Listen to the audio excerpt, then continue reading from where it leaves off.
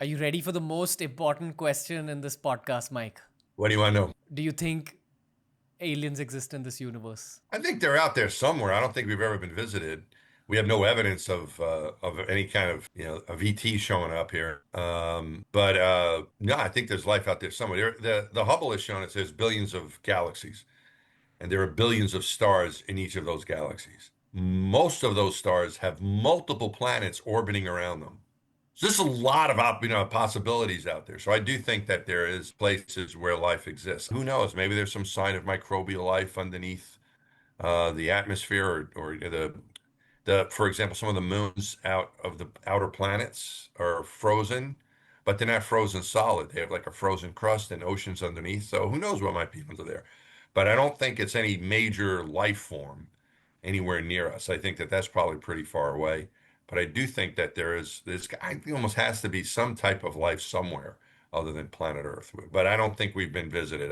There's no good credible evidence that we've ever been visited by any alien. And if there's life I would hope that if there is some kind of aliens or something and ET shows up, that they're going to be pretty nice. I think it's if you're like really mean, I think eventually you're going to run out of something bad's going to happen to you, right? So I think if you're nice, and you thrive, and maybe they get really smart and advanced, and they come find us, or maybe we go and find them. Who knows? But I don't think I'm very hopeful. I don't think it's good to worry about stuff. We've hosted a ton of mountaineers on the podcast, and they constantly speak about the hallucinations that they experience in the mountains. Does Oh. something like that happen with astronauts? Like, do you hallucinate when you're up there? No, man. Did you? You might want to ask them. I mean, I don't want to tell you how to interview them, but you might want to ask them some other questions. If they're hallucinating, like what are they? Are there anything they might be? Why did they hallucinate? What was going on? So the oxygen levels are a little bit Oh, lesser than, yeah. So it kind of oh causes yeah, you no. to Okay, see so they're things. hypoxic, is what you're saying. Then Yeah, I yeah. don't really, I don't know if I'd call that hallucinating. I would say that, if you've got a low oxygen level, you're hypoxic and all kinds. And yeah, you could start, your whole mind can, your oxygen's starved. Then if it gets to your head, all kinds of stuff. Your vision can play tricks on you and you can get, but no, I've never had that in space. And I've never been hypoxic. You go through hypoxia training. So you recognize this that's a bad thing to be hypoxic. But yeah, when Hmm. you're I've experienced it on Earth, when you go to high mountains and stuff. But I generally just get, I don't know, I just feel very well. You get lightheaded, but I haven't heard about anyone hallucinating. And Gotcha. actually, I don't think we've ever had a case of hypoxia in space as well. We can regulate the atmosphere pretty well. We do go down to a lower atmosphere, a lower pressure.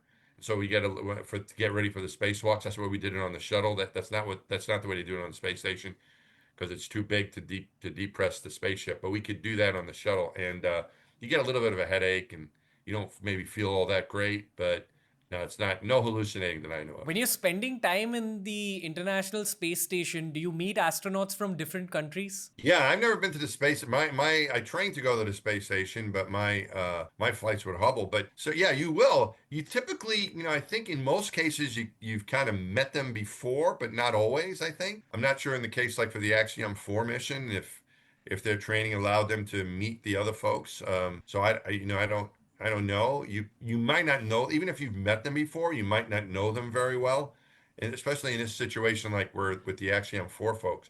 With most of our with certainly the U.S. astronauts all know each other really well, and the folks on the part of the U.S. operating team, which is the countries of Europe and Japan and Canada, will know each other. You usually know the Russians as well because you've worked with them, so you'll know you typically will have trained with crewmates. So it's not like you're meeting them for the first time in space. What's your favorite space movie? My favorite space movie, I have three of them. There's one, it's a bit older now. It's called The Right Stuff. It's about the original astronaut. I think, it's that one I like. It's not necessarily science fiction. These are all kind of based in fact. So The Right Stuff is about the original 7 astronauts. The other one I really like, there's two others I like a lot. I like one called First Man, which is about Neil Armstrong. I really like that one. And I like Apollo 13, which is about the Apollo 13 mission and that crew.